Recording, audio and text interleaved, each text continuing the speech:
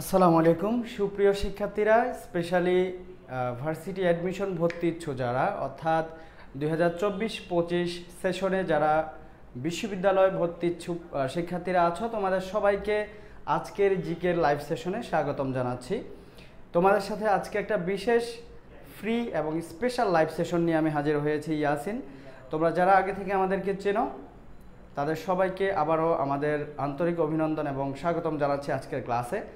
আজকের ক্লাসটা মূলত তোমরা সকলে জানো জিকের মধ্যে মূলত দুইটা পার্ট রয়েছে, একটা হচ্ছে বাংলাদেশ আর একটা হচ্ছে আন্তর্জাতিক।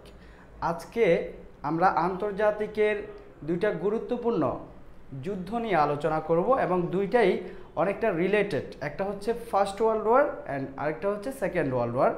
এই দুইটা যুদ্ধ নিয়ে আমরা খুবই সংক্ষেপে একেবারে বোল্ড ইনফরমেশন বা লাইন যেগুলো আছে এবং এই যুদ্ধগুলো থেকে কিভাবে বিগত বছরগুলোতে বিশ্ববিদ্যালয়ের বিভিন্ন ইউনিটে কিভাবে প্রশ্নগুলো এসেছে আমরা সেই প্যাটার্ন দেখানোর চেষ্টা করবো ইনশাল্লাহ। তোমরা যারা অলরেডি আমাদের সাথে যুক্ত হয়ে গিয়েছ কাইন্ডলি ক্লাসটা শেয়ার করে দাও। তোমাদের বিশ্ববিদ্যালয়ে ভর্তি ইচ্ছি যে ক্যান্ডিডেটরা আছে সকলকে আমাদের এই ক্লাসে মেনশন করে দাও। প্রিন্সেস প্রিয়া যুক্ত হয়েছ, সালাম দিয়েছ। জামিমা রহমান যুক্ত আছো। আমি আলহামদুলিল্লাহ ভালো আছি, তোমরা কেমন আছো ভাইয়া সকালে জানাও।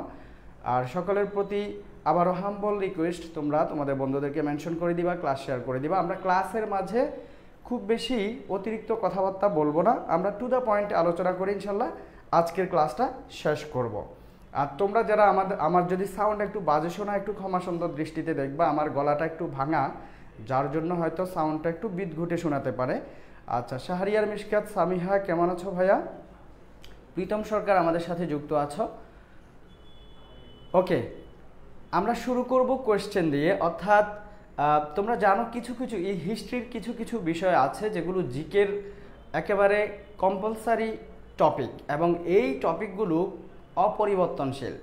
আমি যদি বলি ধরো এই যে বিভিন্ন বিপ্লব যেগুলো অতীতে ঘটে গিয়েছে, ফরাসি বিপ্লব বলো, রুশ বিপ্লব বলো, এরপরে যে ডিফারেন্ট ওয়ারের কথা বলো, first world war, second world war, বা এই যে তোমার হচ্ছে গিয়ে বিভিন্ন যে চুক্তি যেগুলো অতীতে হয়ে গিয়েছে সেগুলো অপরিবর্তনশীল, কখনো পরিবর্তন হবে না, কিন্তু এগুলো সম্পর্কে আমাদেরকে জানতে হবে। তোমরা বলতে পারো ভাইয়া সাম্প্রতিক বা এই যে রিসেন্ট যে অ্যাফেয়ার্সগুলো ঘটছে সেগুলো কি আমরা জানবো না? অবশ্যই তোমরা জানবা। তোমরা যারা ভার্সিটি অ্যাডমিশনের জন্য প্রিপারেশন নিবা, আমরা বিশ্বাস করি তোমরা অনেক বেশি স্মার্ট অ্যান্ড স্ট্যান্ডার্ড প্রিপারেশন নিবা। তোমরা আপ টু ডেট থাকবা, কখন কি ঘটছে, কোন ইস্যুটা আমাদের জন্য বর্তমানে বেশি বোল্ড অ্যান্ড হাইলাইটেড সেটার সম্পর্কে তোমরা সবসময় কনসার্ন থাকবা, কনসাস থাকবা।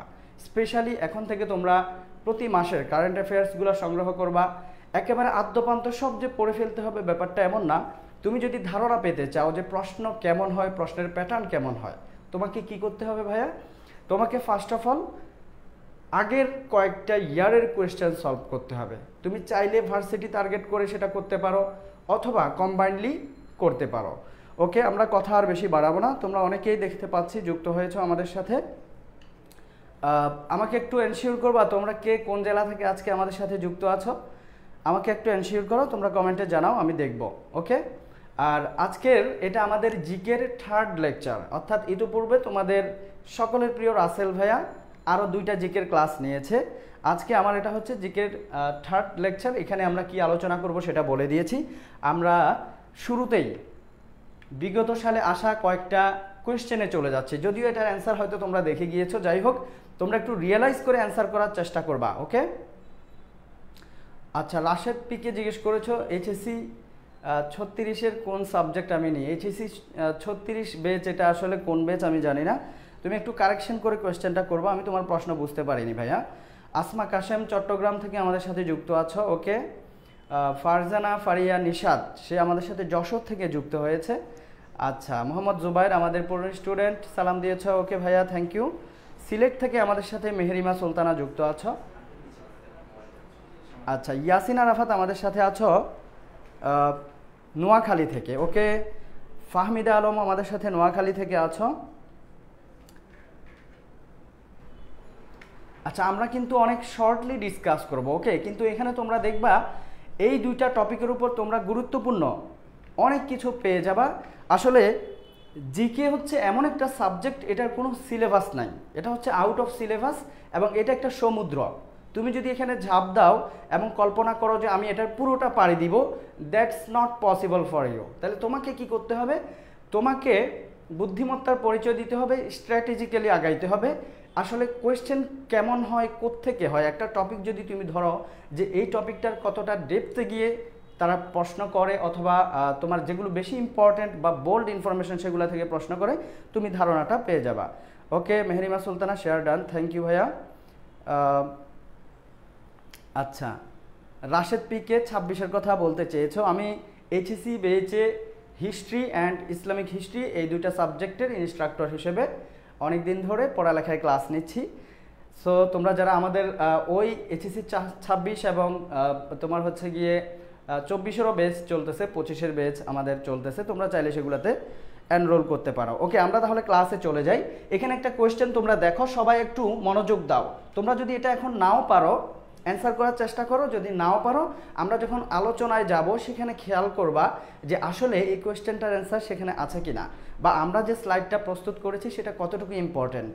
ওকে, দেখো এটা এসেছিল তোমার জাহাঙ্গীরনগর বিশ্ববিদ্যালয় সি ইউনিটে 19-20 সেশনে। ওকে, এই প্রশ্নটা হচ্ছে কোন দেশটি প্রথম বিশ্বযুদ্ধের পূর্বে গঠিত ট্রিপল অ্যালায়েন্সের সদস্য নয়? এই যে ট্রিপল অ্যালায়েন্স এটা কিন্তু প্রথম বিশ্বযুদ্ধের অক্ষশক্তি বা মিত্রশক্তি না। দেখো, প্রথম বিশ্বযুদ্ধ শুরু হওয়ারও পূর্বে সেখানে কিছু তোমার হচ্ছে অ্যালায়েন্স, কাউন্টার অ্যালায়েন্স গঠিত হয়েছিল। অনেকগুলো দেশ তাদের নিরাপত্তা, তাদের হচ্ছে গিয়ে নিঃস্বার্থ রক্ষার্থে বা অন্য দেশের আক্রমণ থেকে রক্ষার জন্য, নিজেকে সেভ করার জন্য তারা বিভিন্ন চুক্তি তখন গঠন করেছিল। তার মধ্যে একটা হচ্ছে ট্রিপল অ্যালায়েন্স। তো এই ট্রিপল অ্যালায়েন্সের সদস্য কোন কোন দেশ সেটা আমরা কিভাবে মনে রাখবো, সেটা আমি যখন স্লাইডে যাব তোমাদেরকে সংক্ষেপে সূত্রের সাহায্যে মনে রাখার টেকনিকটা বলে দেব। আপাতত এখানে তোমরা অ্যান্সারটা করার চেষ্টা করো, যদি না পারো সমস্যা নাই, সবাই চেষ্টা করো যে কোন দেশটি আসলে প্রথম বিশ্বযুদ্ধের পূর্বে গঠিত একটা অ্যালায়েন্স, নাম হচ্ছে ট্রিপল অ্যালায়েন্স, সেটার সদস্য নয়। Austria, Germany, Russia, Japan. আমি দেখতে পাচ্ছি অনেকেই সঠিক উত্তর করেছো।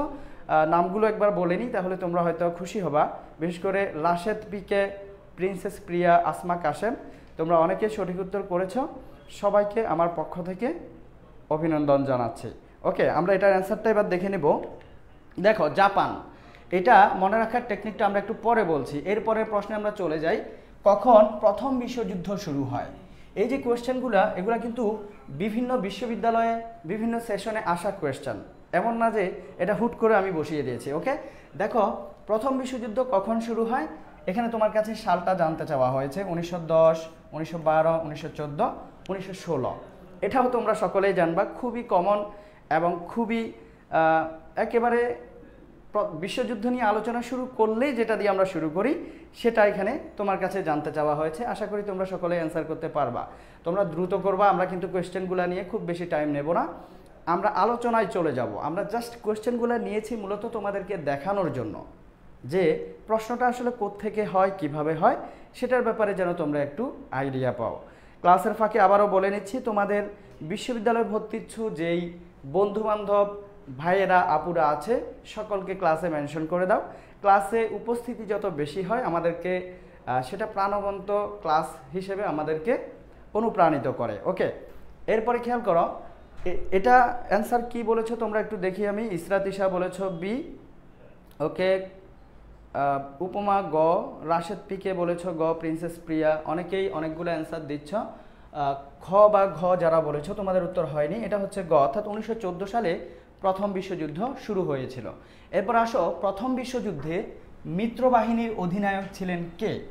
একটা যুদ্ধে দুইটা পক্ষ থাকে, তেমনিভাবে প্রথম বিশ্বযুদ্ধ বলো, দ্বিতীয় বিশ্বযুদ্ধ বলো, এগুলাতেও দুইটা পক্ষ ছিল। একটাকে আমরা বলি অক্ষশক্তি, আর একটা হচ্ছে মিত্রশক্তি। এখানে তোমার কাছে জানতে চাওয়া হয়েছে যে মিত্রবাহিনীর অধিনায়ক কে ছিলেন প্রথম বিশ্বযুদ্ধে, মিত্রবাহিনীর অধিনায়ক কে ছিলেন? এখানে যে অপশানগুলো আছে খেয়াল করো, মরিস সারাইল, চার্চিল অর্থাৎ উইনস্টন চার্চিল, এরপরে হচ্ছে উইড্রো উইলসন যিনি ছিলেন যুক্তরাষ্ট্রের প্রেসিডেন্ট, এরপরে মেটারনিক। কি হবে এটা সঠিক উত্তর? একটু দ্রুত অ্যান্সার করে দাও, within 30 seconds, only within 30 seconds. আমরা নেক্সট কোয়েশ্চেনে চলে যাব। আমাদের টার্গেট কিন্তু এগুলো নিয়ে টাইম কিল করা না, সময় ক্ষেপণ করা না, আমরা একটু স্লাইড ওয়াইজ আলোচনায় যাব, যেখান থেকে তোমরা অনেকগুলো গুরুত্বপূর্ণ ইনফরমেশন পেয়ে যাবা। ওকে, আচ্ছা, অনেকে অ্যান্সার করেছো। এর মধ্যে মেহরিমা সুলতানা সি বলেছো, আসমা কাশেম সি, রাশেদ পিকে ও সি বলেছো। তোমরা মোটামুটি এই ইনফরমেশনগুলোর সাথে অনেকটা পরিচিত আমি দেখতে পাচ্ছি। আর স্পেশালি যাদের হিস্ট্রি সাবজেক্ট ছিল এইচএসসিতে, তোমরা কিন্তু এই টপিকগুলো সেখানে পড়েছ। এই টপিকগুলো তোমাদের অন্তর্ভুক্ত, সিলেবাসের অন্তর্ভুক্ত ছিল, যার জন্য তোমার জন্য আশা করি সহজ মনে হচ্ছে। এটার অ্যান্সার হচ্ছে উইড্রো উইলসন, যিনি যুক্তরাষ্ট্রের সাবেক প্রেসিডেন্ট। ওকে, এরপরে আসো, প্রথম বিশ্বযুদ্ধের সমাপ্তিতে কোন চুক্তি স্বাক্ষরিত হয়? এটার অ্যান্সার তোমরা দেখে গিয়েছ। সো নকল না করে একটু বুঝে অ্যান্সার করার চেষ্টা করো, যারা দেখো নাই তাদের জন্য বলছি। আচ্ছা, আসো, কোন চুক্তির মাধ্যমে মূলত প্রথম বিশ্বযুদ্ধ সমাপ্ত হয়? সেভার্স চুক্তি, লুজেন চুক্তি, ভার্সাই চুক্তি, প্যারিস চুক্তি, এগুলো প্রত্যেকটাই এক একটা চুক্তি। এবং এই চুক্তি যখন তোমরা পড়বা, চুক্তি থেকে কিন্তু প্রশ্ন আসে, কোনো না কোনো ইউনিভার্সিটিতে তুমি প্রশ্ন পেয়ে যাবা দুই একটা। যার জন্য কিছু চুক্তি আছে যেগুলো গুরুত্বপূর্ণ। ভাইয়া, চুক্তি বলো যেটা বলো, তুমি জিকের কোনো একটা সেক্টরে ঢুকলে সেখানে ধরো তুমি হ্রদ, লেক আর হ্রদ সেম কথা, এরপর হচ্ছে প্রণালী বা যে কোনো কিছুতে তুমি যখন ঢুকবা সেখানে অনেকগুলো দেখবা, পেজের পর পেজ। কিন্তু তোমাকে সেখান থেকে আইডেন্টিফাই করতে হবে যে which one is most important for me. Okay, এখানে এই যে সেভার্স চুক্তি, এটা একটা গুরুত্বপূর্ণ চুক্তি যেটা তুরস্কের সাথে হয়েছিল। এরপরে ভার্সাই চুক্তি, যেটা জার্মানির সাথে হয়েছিল, মিত্রবাহিনীর একটা চুক্তি, এবং যেই চুক্তিটা মূলত করা হয়েছিল জার্মান থেকে ক্ষতিপূরণ আদায়ের জন্য। ওকে, প্রথম বিশ্বযুদ্ধের ক্ষতিপূরণ আদায়ের জন্য করা হয়েছিল। এরপরে প্যারিস চুক্তি, এটাকে প্যারিস শান্তি চুক্তিও কিন্তু বলা হয়। এখানে প্রশ্ন যেটা, প্রথম বিশ্বযুদ্ধের সমাপ্তিতে কোন চুক্তি স্বাক্ষরিত হয়? ওকে, তো এই যে প্যারিস শান্তি চুক্তির অধীনেই আবার কয়েকটা চুক্তি ছিল। ওকে, এটা তাহলে প্যারিস শান্তি চুক্তি হবে। পরের প্রশ্নে চলে যাচ্ছি আমরা।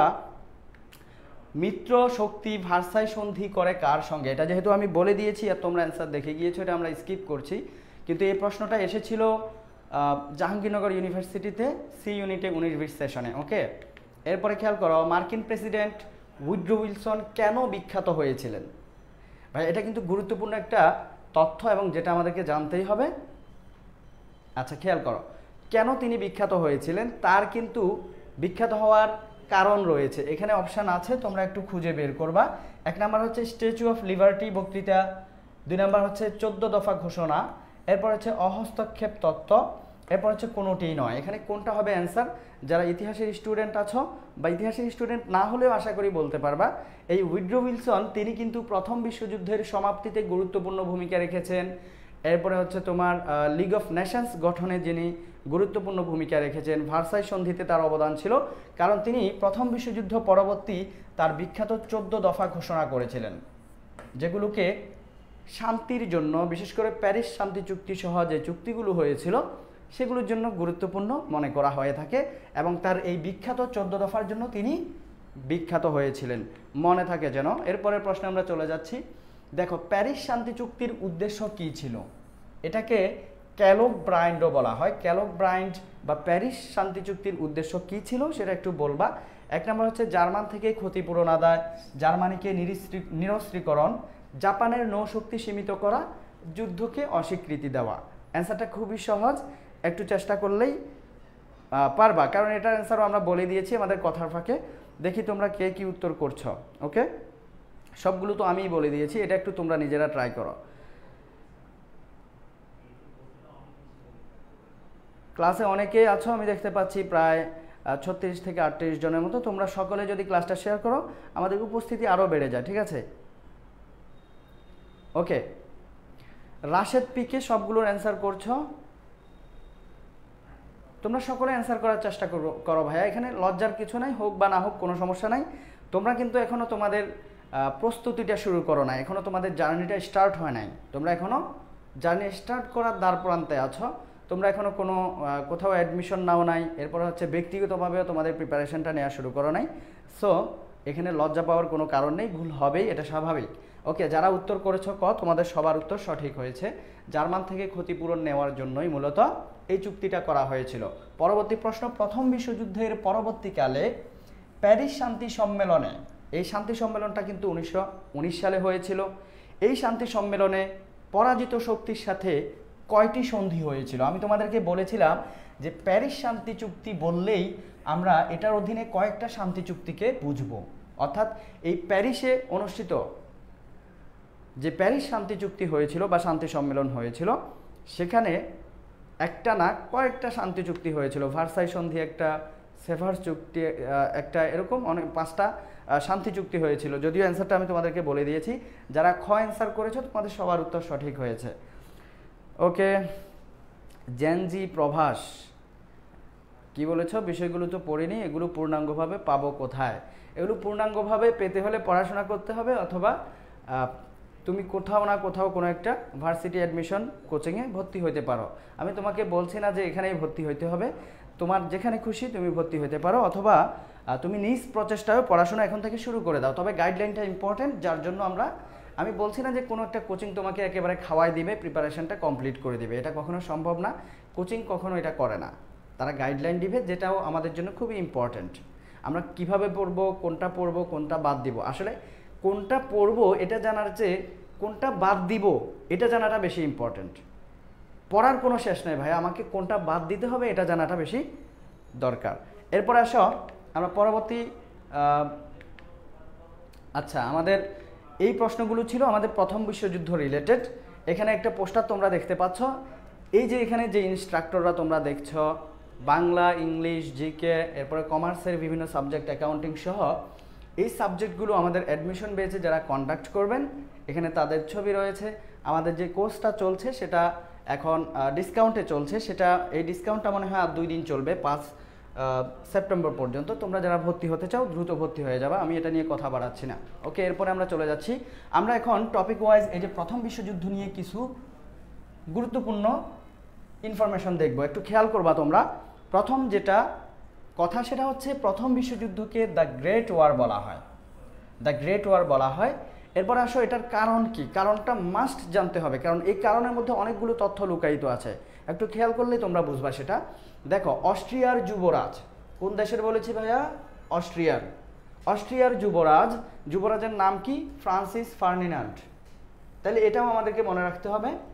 অস্ট্রিয়ার যুবরাজ ফ্রান্সিস ফার্ডিনান্ড, সে কি করেছে? সে তার স্ত্রী সহ 28 জুন 1914, সালটাও মনে রাখতে হবে, পারলে তারিখটাও মনে রাখবা, ভালো। যদি এটা মনে রাখতে নাও পারো স্কিপ করে যাও। ওকে, তোমাকে জিকে পড়ার সময় শত শত সাল তারিখ তোমার আসবে, হতাশ হয়ে গেলে চলবে না ভাইয়া, মনে থাকবে না, এটা সিম্পল। আমাদের কাজই হচ্ছে ভুলে যাওয়া, এই জন্যই আমাদের নাম মানুষ। সো তোমার কাজ কি? পড়ো, রিভিশন দাও, চেষ্টা করো, বাকিটা আল্লাহর উপর ছেড়ে দাও। ওকে, এরপর আসো, তিনি এই যে ফ্রান্সিস ফার্ডিনান্ড তার স্ত্রী সহ 28 জুন 1914 সালে বসনিয়ার রাজধানী সারায়েভো শহরে, তাহলে এই যে সারায়েভো এটা কোথায় অবস্থিত? তোমাদের লাস্ট অ্যাডমিশনে, ভার্সিটি অ্যাডমিশনে কিন্তু কিছু প্রশ্ন আমি এরকম দেখেছি যে কিছু শহর বা টাউনের নাম, যে এটা কোথায় অবস্থিত, এরকম প্রশ্ন এসে থাকে। এরপরে এই যে সারায়েভো এটা হচ্ছে বসনিয়ার রাজধানী, এটা তোমাকে মনে রাখতে হবে। তো এই যে ফ্রান্সিস ফার্ডিনান্ড তার স্ত্রী সহ সারায়েভো শহরে এক আততায়ীর হাতে নিহত হন, এবং সেটার প্রতিবাদে অস্ট্রিয়া সার্বিয়াকে 1 মাসের আলটিমেটাম দেয়। 1 মাসের আলটিমেটাম দেয়, কিন্তু সার্বিয়া সেটার কোনো প্রপার রিপ্লাই বা অ্যান্সার না দিলে সেখান থেকেই মূলত যুদ্ধের সূত্রপাতটা হয়। তাহলে একটা বিষয় খেয়াল করো তো, 28 জুন হচ্ছে সে বসনিয়ায় ভ্রমণে গিয়েছিল। 1 মাসের আলটিমেটাম যেহেতু দিয়েছে, সেটা শেষ হবে কবে? 28 জুলাই। সো 1 মাস পরে যুদ্ধটা মূলত শুরু হয়। আমরা এখান থেকে প্রথম বিশ্বযুদ্ধের তারিখটাও কিন্তু পেয়ে গেলাম। তাহলে প্রথম বিশ্বযুদ্ধ শুরু হয় 28 জুলাই 1914 সালে। ওকে, এরপরে আমরা চলে যাচ্ছি, বেশি দেরি করব না। এখানে আসো, আক্রমণকারী গোষ্ঠী, প্রথম বিশ্বযুদ্ধের আক্রমণকারী গোষ্ঠীকে বলা হয় ব্ল্যাক হ্যান্ড। কি বলা হয় ভাইয়া? Black hand. এরপর আসো সময়কাল, কখন শুরু হয়, এটা নিয়ে একটা কোশ্চেন কিন্তু তোমরা দেখেছো বিগত সালে আসা। শুরু হয় 28 জুলাই 1914, বলেছি আগেও, আর শেষ হয় 11 নভেম্বর 1918। তুমি শেষ কবে হয় সেটা এক্স্যাক্টলি তারিখ মনে রাখতে না পারলেও সালটা মনে রাখতে পারবা, এটা সহজ, আশা করি মনে রাখতে পারবা। ওকে, আচ্ছা ঠিক আছে। জেনজি প্রবাস বলেছ কোনটা বাদ দিব এটা জানার জন্য আমাদের কাছে অ্যাডমিশন নিবা। ওকে, থ্যাংক ইউ। এরপরে কাইসার হামিদ অলরেডি ভর্তি হয়ে গিয়েছ, ধন্যবাদ কাইসার তোমাকে। এরপরে আছো প্রিন্সেস প্রিয়া, পিডিএফগুলা দেওয়া হবে, অফকোর্স দেওয়া হবে তোমাদেরকে। যারা আমাদের অ্যাডমিশন ব্যাচে ভর্তি হবা তোমাদেরকে হার্ড কপি কুরিয়ার করে পাঠিয়ে দেওয়া হবে, প্রিন্ট আউট করে, ওকে। আচ্ছা, এরপর আসো ট্রিপল অ্যালায়েন্স। এই যে এখান থেকে কিন্তু একটা কোয়েশ্চেন এসেছিল, তোমরা দেখেছো। ট্রিপল অ্যালায়েন্স আমরা বলেছি প্রথম বিশ্বযুদ্ধ শুরু হওয়ার পূর্বেই কিছু অ্যালায়েন্স কাউন্টার অ্যালায়েন্স গঠিত হয়েছিল নিজেদের স্বার্থ সংশ্লিষ্ট দেশগুলোকে নিয়ে। এখানে ট্রিপল অ্যালায়েন্স যেটা, এটা মূলত তিনটা দেশকে নিয়ে গঠিত হয়েছিল। সেই তিনটা দেশ হচ্ছে জার্মান, অস্ট্রিয়া এবং ইতালি। তো প্রশ্নটা ছিল এরকম যে কোন দেশটি ট্রিপল অ্যালায়েন্সের সদস্যভুক্ত নয়। প্রশ্নে খেয়াল করতে হবে সদস্যভুক্ত কি নাকি নয়, কোনটা জানতে চাচ্ছে সেটা একটু খেয়াল করতে হবে। যে নয় যেগুলা তোমাকে প্রশ্ন করবে সেগুলাতে তুমি কোনটা নয় সেটা খুঁজে বের করতে হবে। দেখো ট্রিপল অ্যালায়েন্সের তিনটা দেশের নাম যদি তুমি মনে রাখতে পারো তাহলে ট্রিপল আতাত, এটা হচ্ছে ট্রিপল অ্যালায়েন্সের কাউন্টার একটা অ্যালায়েন্স বা আতাত বা একটা জোট গঠন করা হয়েছিল, সেটা তুমি মনে না রাখলেও চলবে, ওকে। তাহলে এটা কিভাবে মনে রাখবা ট্রিপল অ্যালায়েন্সের তিনটা দেশের নাম, সেটা হচ্ছে অজাই।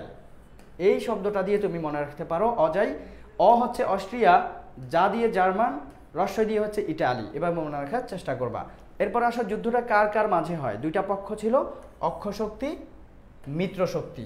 অক্ষশক্তি কারা ভাইয়া? এই যে অস্ট্রিয়া, জার্মানি, হাঙ্গেরি, তুরস্ক, বুলগেরিয়া, এই পাঁচটা দেশকে নিয়ে যে জোট গঠিত হয়েছিল তাকেই মূলত অক্ষশক্তি বলা হয়। একটু দ্রুত আগাচ্ছি, তোমরা আশা করি বুঝতেছো, এগুলা খুব বেশি ক্রিটিক্যাল কিছু না, নাকি?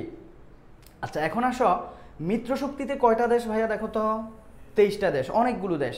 Serbia, Russia, France, Japan, Italy, UK, USA, Belgium, Canada সহ অনেকগুলো দেশ। তো তুমি কি এতগুলো মনে রাখতে পারবা? পারবা না। তাহলে তোমার জন্য কি করতে হবে? অক্ষশক্তিতে মাত্র 5টা দেশ, সেটা তুমি মনে রাখতে পারবা চাইলেই, এবং সেটাও কিন্তু এভাবে মনে রাখাটা তোমার জন্য কিছুটা টাফ হবে। তো তুমি চাইলে সংক্ষেপে একটা সূত্রের সাহায্যে সেটা মনে রাখতে পারো।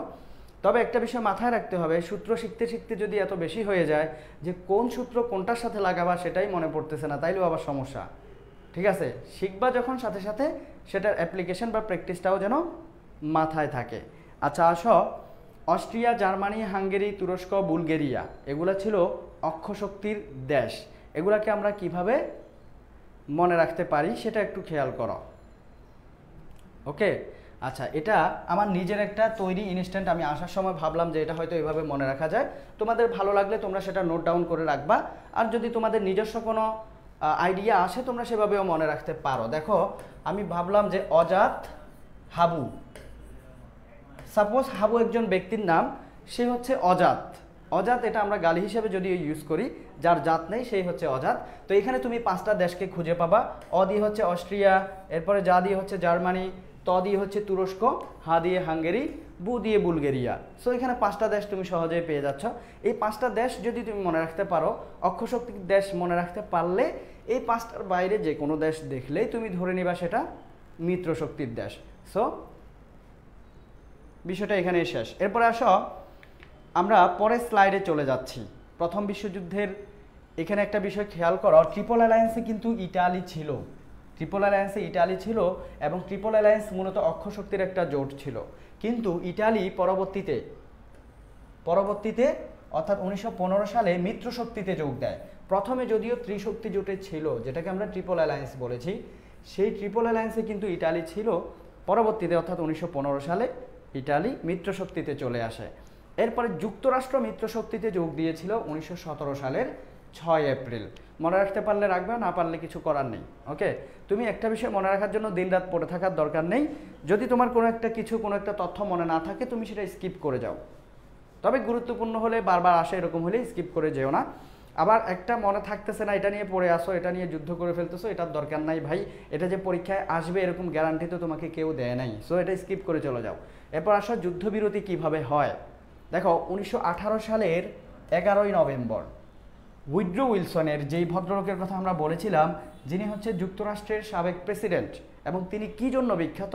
তার বিখ্যাত 14 দফার জন্য। তাইলে উইড্রো উইলসনের প্রস্তাবিত 14 দফা শর্তের ভিত্তিতে প্যারিসে অনুষ্ঠিত এই যে জার্মানি ও মিত্রশক্তির মধ্যে যুদ্ধবিরতি চুক্তি সংগঠিত হয়, যেটাকে আমরা প্যারিস শান্তি চুক্তি বলে জেনে থাকে, 1919 সালে যেটা হয়েছিল। এবং সেই প্যারিস শান্তি চুক্তির অধীনে মূলত 5টা চুক্তি স্বাক্ষরিত হয়েছিল, যেগুলোর মাধ্যমে যুদ্ধবিরতি কার্যকর হয়।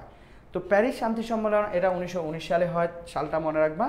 এখানে সেভার্স চুক্তি নামক একটা চুক্তি হয়েছিল, যেটার মাধ্যমে 1920 সালে তুরস্ককে, উসমানীয় সাম্রাজ্যের কথা তোমরা শুনে থাকবা, এই উসমানীয় সাম্রাজ্যকে বা তুরস্ককে খণ্ড বিখণ্ড করে ফেলা হয়, অনেকগুলো দেশে বিভক্ত করা হয়। এরপরে লুজান চুক্তি স্বাক্ষরিত হয় 1923 সালে। এরপরে আমরা চলে যাচ্ছি পরবর্তী স্লাইডে। এই প্রথম বিশ্বযুদ্ধের ফলাফল নিয়ে এখানে 2টা লাইন আছে, কি ক্ষয়ক্ষতি হয়েছে বা কি, এটা খুব বেশি গুরুত্বপূর্ণ না। দেখো, মিত্রশক্তির 2,50,00,000 লোক এখানে হতাহত হয়েছিল, অন্যদিকে অক্ষশক্তির প্রায় 1,50,00,000 লোক হতাহত হয়েছিল। আর আনুষ্ঠানিকভাবে এই যুদ্ধটা বন্ধ হয়েছিল ভার্সাই চুক্তির মাধ্যমে। ভার্সাই চুক্তি মূলত করা হয় জার্মানের সাথে মিত্রশক্তির চুক্তি, জার্মানি থেকে ক্ষতিপূরণ আদায়ের জন্যই এই চুক্তিটা করা হয়েছিল। তোমরা কি প্রথম বিশ্বযুদ্ধ রিলেটেড এই আলোচনাটুকু একেবারে সংক্ষিপ্ত একটা নোট আমি বলতে পারি, তোমরা কি বুঝতে পেরেছো? আমাকে একটু কমেন্টে জানাও তো। কারো কোনো প্রশ্ন বা বুঝতে অসুবিধা হলে আমাকে প্লিজ জানাও দ্রুত। 1 মিনিট টাইম দেওয়া হলো, আমরা পরবর্তী টপিকে চলে যাব।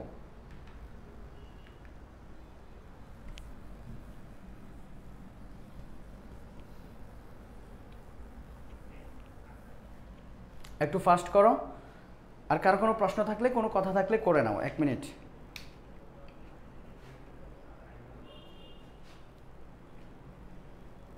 আচ্ছা, জেনজি প্রবাস জিজ্ঞেস করেছো ঢাকা বিশ্ববিদ্যালয়ের পরীক্ষা কবে শুরু হবে। এটা আমি এক্স্যাক্টলি বলতে পারছি না, তবে ঢাকা বিশ্ববিদ্যালয়ের পরীক্ষা হয়তো ডিসেম্বর জানুয়ারি এরকম কোনো একটা হইতে পারে। তোমরা সার্কুলার দেখলে বা এগুলা আপডেট পাবা, সমস্যা নাই, এগুলা অনেক পরের বিষয়, ঠিক আছে? আপাতত এগুলো নিয়ে মাথা খুব একটা না ঘামাইলেও চলবে, তুমি পড়াশোনা শুরু করে দাও। ওকে, আচ্ছা। খাদেজা আক্তার বলেছো ক্লিয়ার। রাশেদ পিকে এইচএসসি 26-এর স্টুডেন্ট। ওকে, সাইকে ইসরাত ক্লিয়ার। ঠিক আছে, আমরা তাহলে পরবর্তী আলোচনায় চলে যাই। আমাদের পরবর্তী টপিক হচ্ছে দ্বিতীয় বিশ্বযুদ্ধ। আমরা আগের টপিকের মতো এটা থেকেও বিগত সালে আসা কিছু কোয়েশ্চেন আগে ঝালিয়ে নিই, দেখা যাক। কায়সার হামিদ বলেছো আবার বলতে, কোন কি আবার বলতাম সেটা বলো, তুমি কি বুঝো নাই, তোমার প্রশ্নটা একটু স্পেসিফাই করো। এখানে আসো, প্রশ্নটা দেখো, হিরোশিমায় নিক্ষিপ্ত আণবিক বোমার নাম কি? তোমরা জানো দ্বিতীয় বিশ্বযুদ্ধের সময় যুক্তরাষ্ট্র কর্তৃক জাপানের হিরোশিমায় এবং নাগাসাকিতে 2টা আণবিক বোমা নিক্ষেপ করা হয়েছিল। সেই বোমাগুলোর 2টা সুন্দর সুন্দর নামও রয়েছে। তোমরা নামগুলো এবং কোনটা কত তারিখে কোন লোকেশানে নিক্ষেপ করা হয়েছিল সেটাও মনে রাখতে হবে, কারণ এগুলো থেকে প্রশ্ন এসে থাকে। ওকে, এটা দেখো ঢাবি ঘ ইউনিটের 17-18 সেশনের প্রশ্ন। এখানে হিরোশিমায় কোন বোমাটা নিক্ষেপ করা হয় সেটা জানতে চাওয়া হয়েছে। তোমরা এটা কিভাবে মনে রাখবা একটু খেয়াল করো।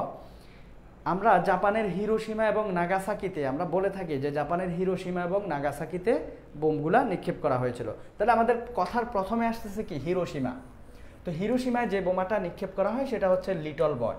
এগুলো আলোচনায় স্লাইডে থাকবে, তাও আমি একটু বলে নিচ্ছি, কেমন? হিরোশিমায় যে বোমাটা নিক্ষেপ করা হয় সেটা হচ্ছে লিটল বয়। এরপরে নাগাসাকিতে যেটা নিক্ষেপ করা হয় সেটাকে বলা হয় ফ্যাটম্যান। এখন তারিখটা কি মনে রাখা যাবে ভাইয়া? অবশ্যই যাবে। লিটল বয় নিক্ষেপ করা হয় 6 আগস্ট 1945। এরপরে ফ্যাটম্যান হচ্ছে 9 আগস্ট 1945। দেখো, একটা টেকনিকে তোমরা এটা মনে রাখতে পারো যে লিটল বয় 6 আগস্ট, অর্থাৎ 6 আগস্ট আগে নাকি 9 আগস্ট আগে? Obviously 6 August. এটা আগে জন্ম নিয়েছে বা আগে নিক্ষেপ করা হয়েছে, যার জন্য এটার নাম লিটল বয়।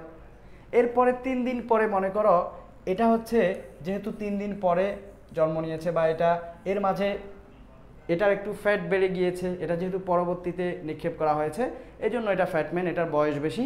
এভাবে তোমরা মনে রাখতে পারো ভাইয়া। বিষয়টা হচ্ছে just follow one kind of strategy. তোমার মাথায় যেটা আসে, আমি যেটা দিচ্ছি সেটা তোমার ভালো নাও লাগতে পারে, তোমার পছন্দ নাও হইতে পারে। তোমার নিজস্ব চিন্তায়, তোমার ক্রিয়েটিভিটি থেকে যদি তোমার মাথায় আরও ভালো কিছু আসে, দ্যাটস গুড, এটা অবশ্যই অ্যাপ্রিসিয়েটেবল। এরপরে চলো তাহলে এটাকে আমরা বলবো লিটল বয়। হিরোশিমায় নিক্ষিপ্ত যে বোমা সেটা হচ্ছে লিটল বয়। এরপরের প্রশ্ন, যুক্তরাষ্ট্রের তদানীন্তন প্রেসিডেন্ট যিনি জাপানে আণবিক বোমা নিক্ষেপ করার আদেশ দিয়েছিলেন, ওই যে আগেরটার সাথে অনেকটা রিলেটেড। তাহলে দেখো, বোমার নাম জানতে হচ্ছে, কত তারিখে নিক্ষেপ হয়েছে জানতে হচ্ছে, পাশাপাশি নির্দেশ কে দিয়েছে, কোন দেশ দিয়েছে, কোন দেশে নিক্ষেপ হয়েছে, লোকেশন কি, এগুলো একটু আদ্যপান্ত জেনে নেওয়ার চেষ্টা করবা। তুমি যখন একটা কোয়েশ্চেন দেখবা তখন সেটার সাথে রিলেটেড আরও কিছু প্রশ্ন যদি তোমার মাথায় অ্যারাইজ না করে তাহলে আমি ধরে নিব তুমি আসলে কি না, অ্যানালাইটিক্যাল না। তোমাকে চিন্তাভাবনা করতে হবে যে এটার সাথে রিলেটেড আর কি কি কোয়েশ্চেন বা কি কি তথ্য আমার জানতে হতে পারে। ওকে, আচ্ছা আসো, কে নির্দেশ দিয়েছিলেন? এটার অ্যান্সার কি হতে পারে? হ্যারি অথবা Henry S Truman, Franklin Roosevelt বা ফ্রাঙ্কলিন ডি রুজভেল্টও বলা হয়, উইড্রো উইলসন, ডোয়াইট আইসেনহাওয়ার। কি হবে এটার অ্যান্সার? অনেকেই সঠিক উত্তর দিয়ে দিয়েছ, রাশেদ পিকে অনেকবার লিখেছ। ওকে, এটার উত্তর হবে হ্যারি এস ট্রুম্যান। পরবর্তী প্রশ্নে চলে যাচ্ছি। দেখো, কোন দেশটি দ্বিতীয় বিশ্বযুদ্ধ চলাকালে অক্ষশক্তি ছিল না? তোমরা তো ফার্স্ট ওয়ার্ল্ড ওয়ারের অক্ষশক্তির দেশগুলো সূত্রের সাহায্যে মনে রেখেছ। এখন সেকেন্ড ওয়ার্ল্ড ওয়ার এর অক্ষশক্তির দেশগুলোও কি সেভাবে মনে রাখার কোনো পদ্ধতি আছে? অবশ্যই আছে। দেখো, সেকেন্ড ওয়ার্ল্ড ওয়ারে অক্ষশক্তির দেশ ছিল অনলি 3টা। সো এই 3টা বাদে অন্য যে কোনো দেশ যদি তুমি অপশানে দেখো সেটাকে তুমি মিত্রশক্তির দেশ হিসেবে আইডেন্টিফাই করতে পারো। ওকে, তাহলে আমরা একটু দেখি অক্ষশক্তির দেশ ছিল 3টা, সেগুলোকে তোমরা এভাবে মনে রাখবা, যা যাই এই শব্দটা দিয়ে। এখানে যা দিয়ে হচ্ছে জাপান, এরপরে আরেক যা দিয়ে হচ্ছে জার্মান, এরপরে ই দিয়ে হচ্ছে ইতালি। এখন খেয়াল করো এই 3টা দেশের বাইরে কোন দেশটা এখানে রয়েছে যেটা অক্ষশক্তি ছিল না? জাপান, জার্মান, ইতালির কথা আমরা বলেছি। জাপান অক্ষশক্তি, ইতালিও অক্ষশক্তির দেশ, জার্মানও অক্ষশক্তির দেশ। তাহলে অক্ষশক্তির দেশ নয় কোনটা? ফ্রান্স। আমাদের সঠিক উত্তর হচ্ছে ফ্রান্স। ওকে, আমরা নেক্সট কোয়েশ্চেনে চলে যাচ্ছি। খেয়াল করো, দ্বিতীয় বিশ্বযুদ্ধের পর যুদ্ধাপরাধীদের বিচার হয়েছিল কোন শহরে? জার্মানির কোথায়? দ্বিতীয় বিশ্বযুদ্ধের পর যুদ্ধ অপরাধীদের বিচার হয়েছিল জার্মানির কোন শহরে? এটার অ্যান্সার তোমরা দেখে গিয়েছো, তার জন্য আমি দেরি না করে তোমাদেরকে অ্যান্সারটা বলে দিচ্ছি। এটা হচ্ছে জার্মানির নুরেমবার্গে। পরবর্তী কোয়েশ্চেনে চলে যাচ্ছি। দেখো, পারমাণবিক বোমা ব্যবহার করে লাখো নিরস্ত্র মানুষকে হতাহত করার জন্য দায়ী কোন দেশ? এটাও তোমরা জানো, খুবই ইজি একটা কোয়েশ্চেন। এটা যুক্তরাষ্ট্র। এটাও অনেকবার আলোচনায় এসেছে, তাই আমরা দ্রুত স্কিপ করে চলে যাচ্ছি। পরবর্তী প্রশ্ন দেখো, জাপানের হিরোশিমা শহরে কোন তারিখে? আগে তোমরা দেখেছো হিরোশিমা শহরে নিক্ষিপ্ত বোমার নাম কি, নাম জানতে চাওয়া হয়েছিল। এখন তোমার কাছে তারিখ জানতে চাওয়া হচ্ছে। এটা এসেছিল রাজশাহী ইউনিভার্সিটির সি ইউনিটে 20-21 সেশনে। তো দেখো, এখানে আশপাশের আমরা যেটাকে বলে থাকি একটা বিষয় যখন তুমি পড়বা সেটার আশপাশ সহ একটু জেনে পড়ার চেষ্টা করো, জাস্ট একটা তথ্য। এই জন্য তোমার জন্য জাস্ট এমসিকিউ সলভ করাটা কি না, সমাধান না। তুমি ধরো 5000, 10,000, 20,000 এমসিকিউ সলভ করেছো, এরপরে যে তুমি পরীক্ষায় কমন পাবা সেটার কোনো নিশ্চয়তা নেই। এমসিকিউ সলভ করবা just for getting idea about topic, but এরপরে তোমাকে শিফট করতে হবে টপিক ওয়াইজ আলোচনায়, সেখানে পড়াশোনা করতে হবে। এটার আলোচনা আমরা করে ফেলেছি। যেহেতু হিরোশিমার কথা বলা হচ্ছে, হিরোশিমায় আগে নিক্ষেপ করা হয়েছিল, হিরোশিমা আসে আগে, পরে নাগাসাকি, তাহলে এটা হচ্ছে 6 আগস্ট হবে। কেমন? ওকে, এরপরে চলে যাচ্ছি আমরা। দেখো, কার্ল মার্কস কোন দেশে জন্মগ্রহণ করেন? এটা দ্বিতীয় বিশ্বযুদ্ধের সাথে কেন রিলেটেড? কারণ বিশ্বযুদ্ধে কার্ল মার্কসের লেখাগুলা তোমার হচ্ছে প্রভাব বিস্তার করেছিল বা কন্ট্রিবিউট করেছিল। তো কার্ল মার্কস কোন দেশে জন্মগ্রহণ করেন? এটার অ্যান্সার তোমরা অনেকে হয়তো পারবা না, তবে জেনে রাখিও, এটাও যেহেতু খুলনা বিশ্ববিদ্যালয়ে বি ইউনিটে 19-20 সেশনে আসা একটি প্রশ্ন। কার্ল মার্কস হচ্ছে জার্মানে জন্মগ্রহণ করেছেন। পরবর্তী প্রশ্নে চলে যাচ্ছি। আচ্ছা, এখানে আর প্রশ্ন নাই, আমরা দ্বিতীয় বিশ্বযুদ্ধ রিলেটেড কিছু গুরুত্বপূর্ণ আলোচনা দেখব খুবই সংক্ষেপে। তোমরা একটু আমাদের সাথে কানেক্টেড থাকো। আচ্ছা আসো, প্রথম বিশ্বযুদ্ধের মতো দ্বিতীয় বিশ্বযুদ্ধের সময়কালটাও কিন্তু আমাদেরকে জানতে হবে। শুরু হয়েছিল 1 সেপ্টেম্বর 1939 সালে। শুরুর ব্যাপারে তুমি তারিখটাও মনে রাখিও। ওকে, 1939। শেষের ব্যাপারটা তুমি যদি তারিখটা মনে নাও রাখতে পারো, অন্তত সালটা মনে রাখিও। তাহলে আমরা কি বললাম? 1 সেপ্টেম্বর 1939 থেকে শুরু হয়ে 14 আগস্ট 1945 পর্যন্ত চলেছিল। এখানেও দুইটা শক্তি রয়েছে, দুইটা পক্ষ রয়েছে, অক্ষশক্তি, মিত্রশক্তি। এখন আসো, অক্ষশক্তির দেশ কোনগুলা? এটা আমরা সূত্রের সাহায্যে অলরেডি দেখিয়ে দিয়েছি। এবার আসো মিত্রশক্তি। তাহলে মিত্রশক্তির দেশ কোনটা এটা আমার জানারও দরকার নাই, তুমি চাইলে এমনি একবার পড়ে নিবা। তুমি অক্ষশক্তির দেশ 3টা মনে রাখবা, এটার বাইরে যে দেশই পাও সেটাকে তুমি মিত্রশক্তি বলে চালিয়ে দিবা। অক্ষশক্তির দেশ আমরা কি বলেছিলাম? যাযাই, অর্থাৎ জার্মান, জাপান, ইতালি। আমি এটা আমার ভার্সিটি অ্যাডমিশনের প্রিপারেশনের সময় যে শিখেছিলাম এখনও আমার মাথায় গেঁথে আছে। তোমরা ভাবিও না যে এটা হয়তো আজকে আমি দেখে আসতে হয়েছে বা নিজ থেকে বানাইছি, এটা আমি বানাই না। যদি আমি বানাইতাম সেটা আমি বলে দিতাম, ঠিক আছে? এটা আমি যখন কোচিং করতেছিলাম স্যার যেভাবে বলেছিলেন সেটা আমার মাথায় এখনও গেঁথে আছে, এবং এগুলো কিন্তু অনেক ইফেক্টিভ, তুমি ভুলবা না কখনো। বুঝতে পেরেছ? সো অক্ষশক্তির দেশ যদি মনে রাখতে পারো, এর বাইরে যেটাই পাও সেটাই মিত্রশক্তি। কথা এখানে শেষ। এরপর আসো কিভাবে এই যুদ্ধটার সূত্রপাত হয়েছিল। প্রথম বিশ্বযুদ্ধের যেরকম একটা প্রত্যক্ষ কারণ আমরা বলেছিলাম যে অস্ট্রিয়ার যুবরাজ ফ্রান্সিস ফার্ডিনান্ড তার স্ত্রীসহ যখন বসনিয়ার রাজধানী সারায়েভো শহরে ঘুরতে গিয়েছিলেন, সেখানে এক সার্ভাত তাহির হাতে নিহত হয়েছিলেন। সেটাকে কেন্দ্র করে মূলত যুদ্ধটা শুরু হয়েছিল।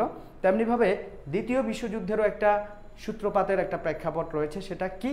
দেখো, জার্মান সবসময় অহংকারী ছিল। তারা মনে করত জার্মান সকল দেশের সকল জাতের চেয়ে অনেক শ্রেষ্ঠ জাতি। তারা নিজেদেরকে অনেক শ্রেষ্ঠ জাতি, সব দিক থেকে তাদের আভিজাত্য, তাদের অহংকারকে উপরে রাখত। তো তাদের সেই জাত্য অভিমান থেকে তারা অনেক কিছু উগ্র কাজ করে বসেছিল, যেগুলো মূলত এরপরে দ্বিতীয় বিশ্বযুদ্ধের সময় আবার জার্মানে তোমার হিটলার একজন খলনায়কের আবির্ভাব হয়েছিল। তার কারণে মূলত দ্বিতীয় বিশ্বযুদ্ধটা অনেক বেশি ত্বরান্বিত হয়েছিল। তো আমরা এখন দেখি জার্মানি কি করেছিল। পোল্যান্ডের ডানজিগ বিমানবন্দর, ডানজিগ বন্দরটার নাম অবশ্যই মনে রাখবা। জার্মানি পোল্যান্ডের একটা বন্দর নাম হচ্ছে ডানজিগ। এই ডানজিগ বন্দরের মালিকানা দাবি করে বসলে পোল্যান্ড সেটা প্রত্যাখ্যান করলো, অর্থাৎ জার্মানকে সেটা দিবে না মালিকানা। তো এই প্রত্যাখ্যান করার কারণে জার্মানি হচ্ছে 1 সেপ্টেম্বর 1939 সালে পোল্যান্ড আক্রমণ করে বসে, এবং ব্রিটেন ও ফ্রান্স পোল্যান্ডকে সাহায্য করার জন্য তখন এগিয়ে আসে। এটার ফলে বিশ্বযুদ্ধ শুরু হয়ে যায়। তাহলে জার্মান কি করলো? পোল্যান্ডের ডানজিগ বন্দরের মালিকানা দাবি করে বসলো। পোল্যান্ড সেটা অস্বীকার করলো। সেখান থেকেই মূলত যুদ্ধটা ফাইনালি একদম চূড়ান্তভাবে যুদ্ধটা সূত্রপাত হয়ে গেল। আচ্ছা, জেনজি কি প্রশ্ন করেছো দেখি।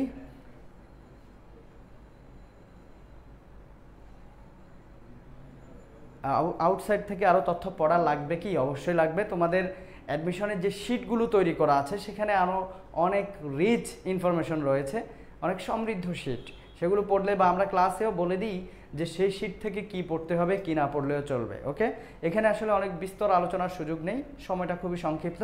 আমরা কিছু কোয়েশ্চেন দেখাচ্ছি, পাশাপাশি কিছু গুরুত্বপূর্ণ তথ্য নিয়ে আলোচনা করে দিচ্ছি।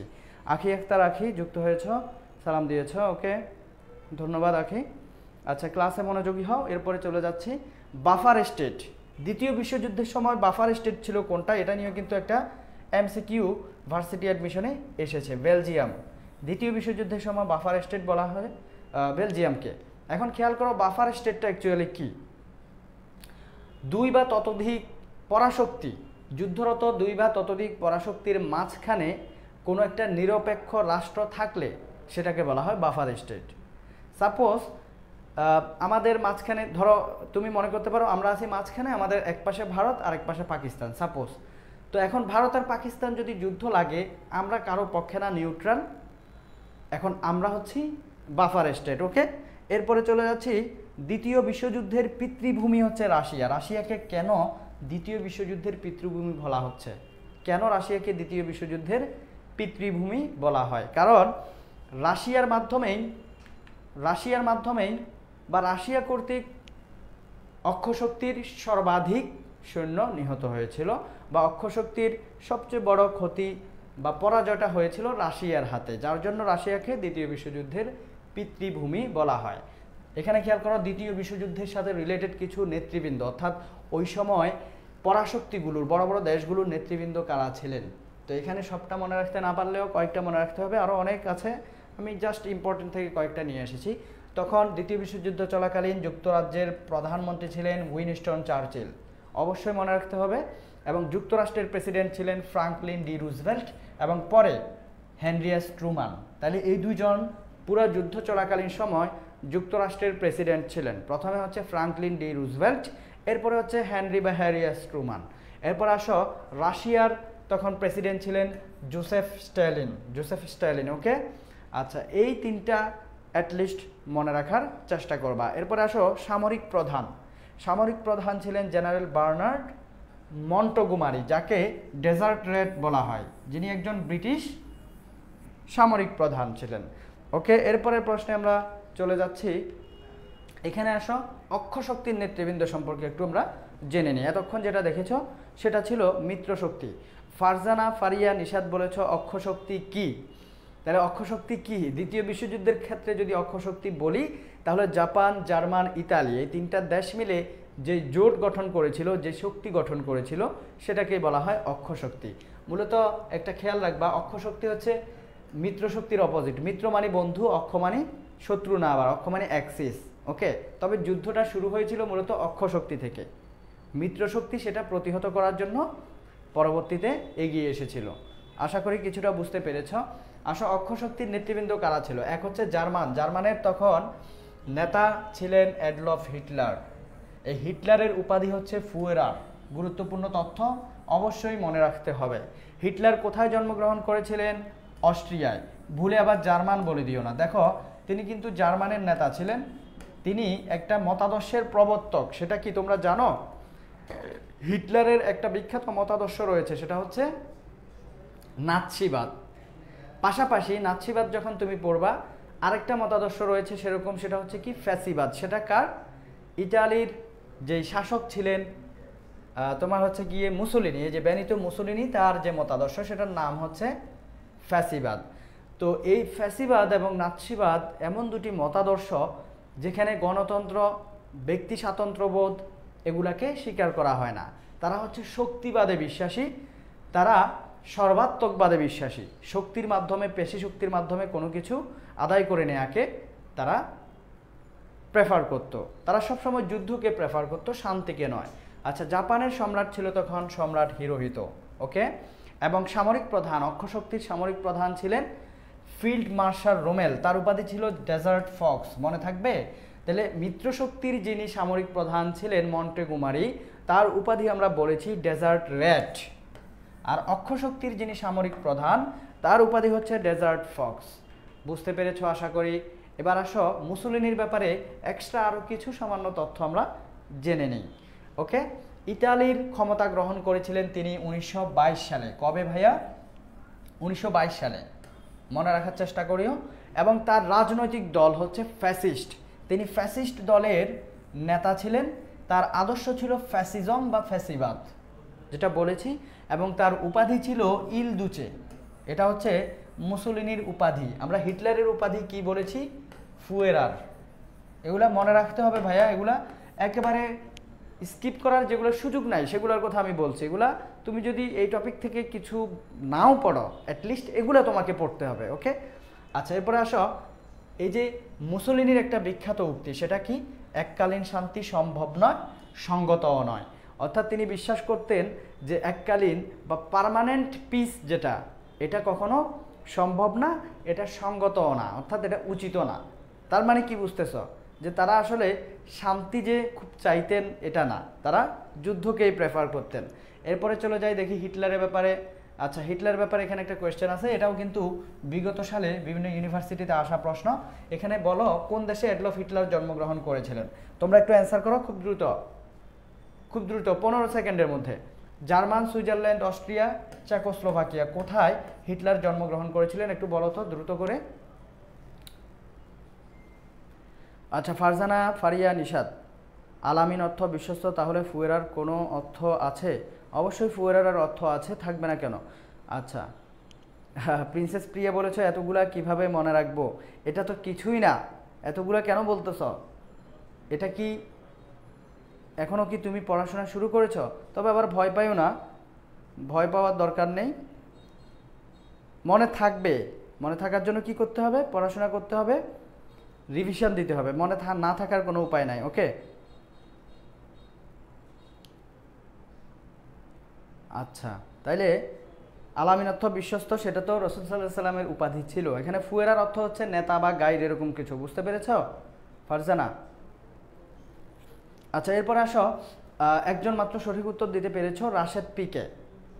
হিটলার জন্মগ্রহণ করেছেন অস্ট্রিয়ায়, জার্মান না। তোমরা কেউ ভুল করবে না। তবে তিনি জার্মানের নেতা, জার্মানের ফ্যাসিস্ট দলের নেতা ছিলেন। এবার আসো, নাৎসিবাদের প্রবর্তককে। এটা চবির বি ইউনিটের 20-21 সেশনের প্রশ্ন, খুবই রিসেন্ট একটা প্রশ্ন।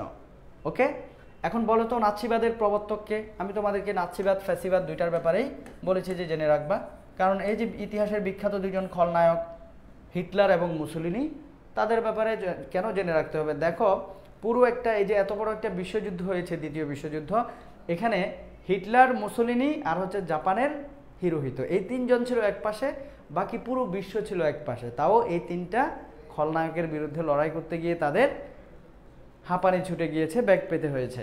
ওকে, এরপরে আমরা, আচ্ছা এটার অ্যান্সার তোমরা বলেছো কিনা একটু দেখি। রাশেদ পিকে বলেছ মুসোলিনি, ফারজানা ফারিয়া খ। আচ্ছা এরপরে প্রিন্সেস প্রিয়াও বলেছ গ, মাহিয়া জামান 3, কাইসার হামিদও বলেছ গ। আচ্ছা যারা খ বলেছ মুসোলিনি বা খ বলেছ, তোমাদের উত্তর সঠিক হয়নি। তোমরা এভাবে মনে রাখবা, যদি মনে না থাকে যে হিটলারের নাৎসিবাদ, হিটলারের নাৎসিবাদ, একসাথে পুরো লাইনটা পড়লেই তোমার মাথায় ঢুকে যাবে। নাৎসিবাদ কার এটা নিয়ে যেন চিন্তা করতে না হয়, নাৎসিবাদ শুনলেই হিটলার মাথায় চলে আসবে। এই জন্য তুমি পড়বা কি হিটলারের নাৎসিবাদ, তাহলে বাকিটা আর পড়ার দরকার নাই। বাকি আছে কি ফ্যাসিবাদ, এটা কার? হিটলারের, না হলে মুসোলিনির, সেটা পড়ার দরকারও নাই। তাহলে কি করবা? হিটলারের নাৎসিবাদ, হিটলারের নাৎসিবাদ, এটা তুমি 5 বার জপো, 10 বার জপো, তোমার জন্য যতবার জপলে সেটা কমন হয়ে আসবে, তোমার মুখে চলে আসবে, তুমি ততক্ষণ এটা সেভাবে পড়তে থাকো। এরপর আসো অ্যাডলফ হিটলার সম্পর্কেও আমরা কিছু তথ্য এখন জানবো। তিনি জার্মানির চ্যান্সেলর হয়েছিলেন 1933 সালে, গুরুত্বপূর্ণ একটা সাল, পরীক্ষায় আসে। এরপর আসো উপাধি হচ্ছে তার ফুয়েরার, এটা বলেছি আমরা, এটা অর্থ হচ্ছে নেতা বা গাইড। তার একটা বিখ্যাত গ্রন্থ নাম হচ্ছে মাইন ক্যাম্প, মনে থাকবে, গ্রন্থগুলোও কিন্তু গুরুত্বপূর্ণ, পরীক্ষা আসে। এরপরে হিটলারের গোপন পুলিশ বাহিনীর নাম কি? হিটলারের একটা গোপন পুলিশ বাহিনী ছিল যেটার নাম হচ্ছে গ্যাস্টোপা। ওকে, এরপর খেয়াল করো তারও একটা বিখ্যাত উক্তি রয়েছে, সেটা হচ্ছে একেবারে অনেক বিখ্যাত, এটা বিভিন্ন সময় বিভিন্ন পরীক্ষায়, প্রস্তুতিমূলক বিভিন্ন পরীক্ষা আসে। সেটা কি? যুদ্ধই জীবন, যুদ্ধই সার্বজনীন। তাদের কি আইডিওলজি ছিল, কি থট ছিল, এখান থেকে আশা করি বুঝতে পারছো। তারা যুদ্ধের মাধ্যমে কোনো কিছুকে আদায় করে নেওয়াকে বেশি পছন্দ করত। তারা শান্তি, ব্যক্তি স্বাধীনতা, ব্যক্তি স্বাতন্ত্র্যবোধ, গণতন্ত্র, এগুলাকে তারা পাত্তা দিত না। তারা হচ্ছে শক্তি প্রয়োগ, সর্বাত্মকবাদ এবং যুদ্ধকে বেশি পছন্দ করত। তাদের বিখ্যাত উক্তি দেখো, এই যে হিটলারের বিখ্যাত উক্তি হচ্ছে যুদ্ধই জীবন, যুদ্ধই সার্বজনীন। হিটলারের আদর্শ হচ্ছে নাৎসিবাদ, যেটা পরীক্ষায় এসেছিল, তোমরা দেখেছ। তো এভাবে একটু টেকনিক্যালি পড়তে হবে, পড়লে আশা করি সব কিছু সহজ হয়ে যাবে। আরও কিছু এখানে এক্সট্রা কিছু তথ্য আমি এখন দেব খুব সহজে এবং খুব তাড়াতাড়ি বলে দিচ্ছি, তোমরা একটু কানেক্টেড থাকো। আমরা বেশি হলে 4 থেকে 5 মিনিট ক্লাস নেব, এর মাঝে আমাদের ক্লাস শেষ হয়ে যাবে, যারা আছো একটু থাকো। ওকে, দেখো বিগ 3 কাকে বলা হয়? বিগ 3, বিগ 3 বলা হয় ইউএসএ, রাশিয়া এবং ইউকে কে, এই 3টা দেশকে একসাথে বলা হয় বিগ 3। 3টা দেশও হতে পারে, 3টা দেশের প্রধানও হতে পারে, কথা সেম। তাহলে ফ্রাঙ্কলিন ডি রুজভেল্ট তখন ইউএসের প্রেসিডেন্ট ছিলেন, এরপরে জোসেফ স্ট্যালিন ছিলেন রাশিয়ার প্রেসিডেন্ট, উইনস্টন চার্চিল ছিলেন ইউকের প্রধানমন্ত্রী। এই 3 জনকে একসাথে বিগ 3 বলা হয়। এরপর আসো হলোকাস্ট। হলোকাস্ট বা ইহুদি নিধনের একটা ঘটনা তোমরা প্রায় সময় শুনে থাকো। তো হলোকাস্ট বা ইহুদি নিধনের সাথে জড়িত বন্দি শিবির যেটা, সেটার নাম কি? তো বন্দি শিবিরটা হচ্ছে পোল্যান্ডের অসউইচ, যেটা একটা বন্দি শিবির যেটা ইহুদি নিধনের ঘটনার সাথে জড়িত, এবং এই ইহুদি নিধনের জন্য মূলত হিটলারকে দায়ী করা হয়ে থাকে। এরপরে খেয়াল করো, জাপান যুক্তরাষ্ট্রের একটা সামরিক নৌঘাঁটিতে আক্রমণ করেছিল, যে নৌঘাঁটিটার নাম হচ্ছে পার্ল হারবার, গুরুত্বপূর্ণ একটা নৌঘাঁটি। এটা আক্রমণ করে 1941 সালে। এরপরে যুক্তরাষ্ট্র দ্বিতীয় বিশ্বযুদ্ধে অংশগ্রহণ করে 1941 সালে। দ্বিতীয় বিশ্বযুদ্ধ শুরু হয়েছিল 1939 সালে, যুক্তরাষ্ট্র অংশগ্রহণ করে আরও 2 বছর পরে। আচ্ছা, এরপরে হিরোশিমা ও নাগাসাকি, এই যে দেখছো, তোমার মাথায় শহর কোনটার নাম আগে চলে আসবে সেটা অনুযায়ী তুমি আইডেন্টিফাই করবা যে কোনটা কখন কোথায় নিক্ষেপ করা হয়েছিল। ইউকে মানে কি জিজ্ঞেস করছো? ইউকে মানে ইউনাইটেড কিংডম, লন্ডন বা যুক্তরাজ্য। আচ্ছা, পারমাণবিক বোমা নিক্ষেপের নির্দেশ দিয়েছিলেন যুক্তরাষ্ট্রের তৎকালীন প্রেসিডেন্ট হেনরি এস ট্রুম্যান, এবং যেই অ্যাটম বোমাগুলা, পারমাণবিক বোমাগুলা নিক্ষেপ করা হয় সেটার একটাকে বলা হয় লিটল বয়, যেটা নিক্ষেপ করা হয়েছিল হনসু দ্বীপে, হিরোশিমার হনসু দ্বীপে, এবং এটা 6 আগস্ট 1945 সালে। টেকনিক বলে দিয়েছি কীভাবে মনে রাখবা। নাগাসাকিতে যেটা নিক্ষেপ করা হয় সেটাকে বলা হয় ফ্যাটম্যান, এবং এটা হচ্ছে কিউশু দ্বীপ, যেটা 9 আগস্টে নিক্ষেপ করা হয়েছিল। এবার আসো আরেকটা প্রশ্ন, ডি ডে। ডি ডে মূলত এটার ফুল মিনিং হচ্ছে ডাউন ডে। কেমন? এই ডি ডে মূলত কিসের সাথে সংশ্লিষ্ট সেটা জানতে চাওয়া হয়েছে। এটা ঢাবির খ ইউনিটে এসেছিল 17-18 সেশনে। ডি ডে দ্বিতীয় বিশ্বযুদ্ধের সাথে সংশ্লিষ্ট একটা ডে বা দিন। আমরা এটা সম্পর্কে একটু বিস্তারিত পরে জানব। দ্বিতীয় বিশ্বযুদ্ধ শেষ হয় কবে? জাতীয় কবি কাজী নজরুল ইসলাম ইউনিভার্সিটি 19-20 সেশন এবং জাহাঙ্গীরনগর ইউনিভার্সিটি সি ইউনিটে এটা এসেছিল। এটা কি জানতে চাওয়া হয়েছে, দ্বিতীয় বিশ্বযুদ্ধ কবে শেষ হয়? তাহলে এটার অ্যান্সার কি হবে? অ্যান্সার কিন্তু আমরা বলে দিয়েছি 2 সেপ্টেম্বর 1945। এরপরের প্রশ্নে আমরা চলে যাই। আচ্ছা, এখানে আর প্রশ্ন নাই, উল্লেখযোগ্য ঘটনাগুলো এই যে ডি ডে, ভি ডে এগুলা যে বলেছি, এগুলা কি একটু সংক্ষেপে রিয়েলাইজ করার চেষ্টা করো। ডাউন ডে, ডি ডে মানে ডাউন ডে, এটা মূলত 1944 সালের 6 জুনকে বলা হয়। কেন? কারণ এই দিন ফ্রান্সের নরম্যান্ডিতে জার্মান বাহিনীর সাথে মিত্রশক্তির একটা তুমুল যুদ্ধ হয়েছিল। সেই যুদ্ধে অক্ষশক্তির অনেক বেশি সৈন্য অর্থাৎ 1 লক্ষ সৈন্য মারা গিয়েছিল এবং মিত্রশক্তি জয়লাভ করেছিল।